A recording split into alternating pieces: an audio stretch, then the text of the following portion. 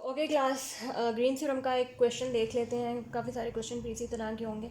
Verify green theorem where आपको जो question दिया गया है, लाइन इंटेग्रल दिया गया है, उसमें f1 और f2 दो फंक्शंस हम यहाँ से निकाल लेंगे। f1 x जो dx के साथ फंक्शन होगा f1, और dy के साथ वाले फंक्शन को हम f2 कहेंगे। हमारे पास ग्रीन थ्योरम का जो फार्मूला है मैंने साइड पे लिखा हुआ है। और उसके बाद जो दो कर्व्स दी गई हैं जिनके अराउंड आपने जो रीजन बाउंड होगा उस रीजन के अंदर तो आपने वेरिफिकेशन करनी है कि वो सरफेस और रीजन बाहर जो इंक्लोज हुई हैं कर्व उनके लाइन इंटेग्रल के बराबर होगा। तो अब ये दो इक्वेशंस जो दो कर्व्स आपको दी गई हैं, those are x square is equal to y and y square is equal to x. अच्छा, अगर आप इन इक्वेशंस को गौर से देखें तो आपको याद होगा कि इस तरह की इक्वेशंस आपने कैलकुलस में पढ़ी हुई हैं, जहाँ पे आप इन इक्वेशंस को जब प्लॉट करते थे तो आपके पास ये y square is equal to x वाली इक्वेशन जो है इस तरह की शेप बन जाती थी। अगर आप इसका ग्राफ प्लॉट करें तो आपके पास ये शेप, पैराबोलिक शेप जिसको हम कहते हैं। सिमिलरली जब x square is equal to y को आप प्लॉट करेंगे तो आपके पास अराउंड एक्स एक्सिस ये इस तरह की शेप बनेगी। ठीक है, तो यहाँ पे आपके पास एक रीजन क्रिएट हो जाता है, ये वाला। इसे आप डी कह लें या आर कह लें। फॉर एग्जांपल इसको हम आर कह लेते हैं। फॉर एग्जांपल इसको C1 कह लें, C2 कह लें। अच्छा, अब ये रीजन पे इनका इंटरसेक्शन हो रहा है, वी नो दैट। अब और उसके अलावा ये जो पॉइंट जिन पे इनका इंटरसेक्शन पॉइंट है, ये हम लिमिट निकाल के लगा लेते हैं। For example take x square is equal to 5y, that means if x is equal to 0, that means y is equal to 0. If x is equal to 1, that means y is equal to 1.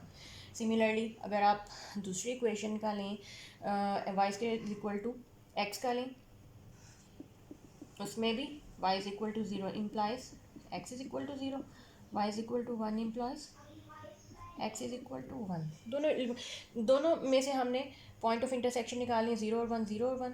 तो ये 0 से ये वाले जो points हैं हमारे पास, ये 1 1 points हैं, तो जिन पॉइंट पे ये कर्व्स इंटरसेक्ट कर रही हैं। तो अब हम इस पे we try to apply Green theorem. Take left hand side f1 dx plus f2 dy। मैं ये वाली साइड ले रही हूँ। f1 है मेरे पास क्योंकि मैंने यहाँ ये डिफाइन कर दिया f1 फंक्शन क्वेश्चन के अंदर से, और f2 दोनों। तो ये मेरे पास आ जाएगा 3x square minus 8y square, 3x square minus 8y square into dx plus 4y minus 6xy dy। Okay, this is a closed integral. आपने इसको लाइन इंटेग्रल, ये एक लाइन कंटूर इंटेग्रल आपको दिया गया, आपने इसको फ़िलहाल एक कोऑर्डिनेट एक्सिस में ट्रांसफॉर्म कर लेना है। फॉर एग्जांपल एक कर्व हमें दी गई है, दो अब हमारे पास पाथ होगा ना, C1 और C2। पहले एक पाथ कंसिडर कर लें। फॉर एग्जांपल वी है y is equal to x square, तो dy हमारे पास क्या हो जाएगा 2x dx। अब मैं सारी इक्वेशन को, इस सारी इक्वेशन को इसमें x में ट्रांसफॉर्म करने लगी हूँ by using these assignments equation. अब मेरे पास ये आ जाएगा, लिमिट हमारी जा रही है 0 से 1 तक, 0 से 1 तक, और 3x square minus 8 y square x 4 हो जाएगा, डी एक्स क्योंकि हम एक्स में ट्रांसफॉर्म कर रहे हैं वैसे ही रहेगा। 4 वाई जो है again x square minus 6x, और ये वाई क्योंकि एक्स है तो ये एक्स क्यूब बन जाएगा। डी वाई की क्या वैल्यू है 2x dx। सारी इक्वेशन को आपने x में ट्रांसफॉर्म करके सिंप्लीफाई कर लेना है और इंटीग्रेट कर लेना है। माइनस, अब मैं जल्दी जल्दी ये करने लगी हूँ, dx प्लस इसके साथ हो रहा है तो ये हो जाएगा 8x cube minus 12x 4 dx। आप एक में कर लें, एक ब्रैकेट में कर लें, वो भी ठीक है। अब मैं इसको इंटीग्रेट करने लगी हूँ, ये हो जाएगा 3x cube by 3 x cube by 3 minus 8x 5 by 5 plus 8x 4 by 4 minus 12x 5 by 5।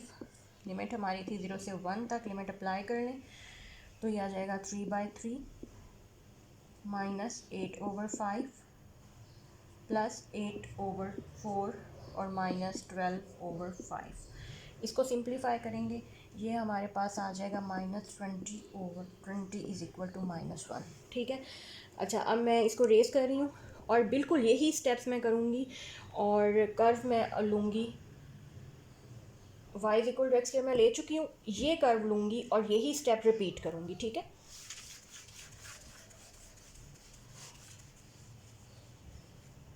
Curve आपने लेनी है x is equal to y square d x is equal to 2y dy। अब मैं इसको 3x² मतलब y4 माइनस 8y² वैसे ही लिखा रहने दें। dx हमारे पास आ जाएगा 2y dy प्लस 4y हमें चाहिए माइनस 6x हमें नहीं चाहिए तो ये y³ हो जाएगा। dy हमें चाहिए, लिखा रहने दें, इसको सिंप्लीफाई कर लें जैसे मैंने पहले किया था। इसको सिंप्लीफाई करेंगे लिमिट 0 और 1 के साथ, तो हम इंटीग्रल ले लेंगे 0 से 1 के साथ, इसको सिंप्लीफाई करेंगे हमारे पास आंसर आ जाएगा 3/2, ठीक है।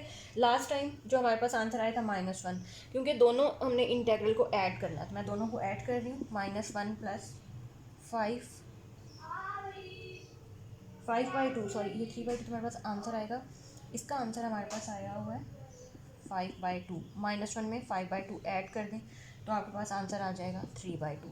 तो अब हमने ये लेफ़्ट हैंड साइड के लिए लाइन इंटीग्रल सॉल्व कर लिया है, ठीक है। अब जल्दी जल्दी से हम सरफेस इंटीग्रल सॉल्व करके देखते हैं कि आंसर हमारे पास सेम आता है या नहीं। अच्छा ये मेरे से इरेजी हो गया है, चलिए कोई बात नहीं। Now taking right hand side which says that ये जो आपका रीजन है आर, इसका surface integral partial f2 over partial x minus partial f1 over partial y dy dx, ये आ गया आपका सरफेस इंटीग्रल। अब इसको आपने सॉल्व कर लेना है। अब देखें पहले फंक्शंस आपको दिए गए f1 और f2 दोनों के डेरिवेटिव्स लेंगी, यहाँ पुट करेंगी, f2 का डेरिवेटिव लेंगी, यहाँ पुट करेंगी, f1 का डेरिवेटिव लेंगी, यहाँ पुट करेंगी, और आपने इसको क्या कर लेना है, इंटीग्रेट कर लेना है। अच्छा इसके लिए अब जो लिमिट्स हैं वो हमें थोड़ी सी कैलकुलेट मज़ीद करनी पड़ेगी, क्योंकि एक लिमिट हमारे पास 0 से 1 तक मौजूद है, और जो दूसरी लिमिट है फॉर एग्ज़ाम्पल ये x की लिमिट हम ले रहे हैं, x tends from 0 to 1 and if x² is equal to y and we have y² is equal to x। अच्छा x की अगर हम ले रहे हैं 0 से 1 तो y की जो है y is equal to x², इसकी हम लिमिट इस तरह से निकाल सकते हैं y is equal to x², ठीक है। और या फिर x², या यहाँ से हमने जाना कहाँ तक है, और x इज़ इक्वल टू एक लिमिट होगी y is equal to x² और एक नेक्स्ट इक्वेशन है y² is equal to x। तो दोनों हमारी लिमिट्स आ जाएंगी। अगर फॉर एग्ज़ाम्पल हमें y की चाहिए, एक लिमिट यहाँ से निकाल लेंगे x² और दूसरी आ जाएगी √x, तो यहाँ से हम लिख सकते हैं x² से √x तक y की लिमिट्स। बस अब आगे से हम इसे सॉल्व कर लेते हैं। Partial over partial x f2 आप लें 4y minus 6xy minus partial over partial y f1 ले लें 3x² माइनस 8y² dx। तो अब पहले आप इसको सिंप्लीफाई कर लें, फिर हम विद रिस्पेक्ट टू x और y इंटीग्रेट कर लेंगे बारी बारी।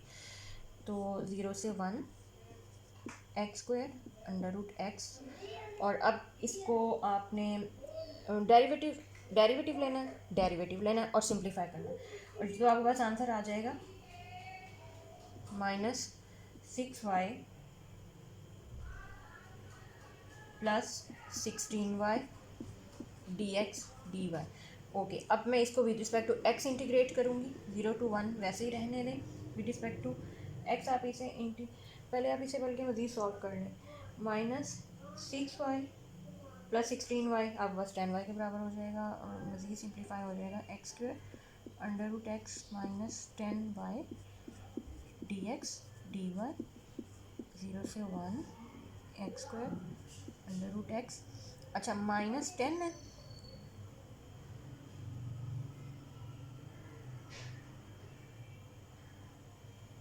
प्लस में मिलकर 16 है तो ये माइनस नहीं आएगा, 10y रहेगा, ये हो गया।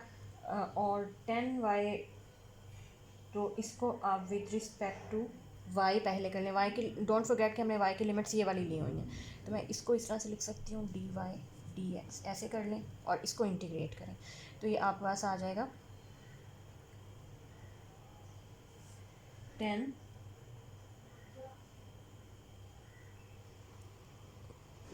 वाई स्क्वायर बाई 2 और उसके साथ ये लिमिट आ जाएगी x square under root x और डी एक्स हमारा क्योंकि साथ साथ चल रहा है ये वाला हम हटा देते हैं क्योंकि हमने इसको with respect to x integrate कर लिया है। अब ये वाली लिमिट हमारे पास बची है 0 से 1 5। अच्छा वाई स्क्वायर की पहले हम वैल्यू लिख लेते हैं। वाई स्क्वायर हमारे पास एक्स के बराबर है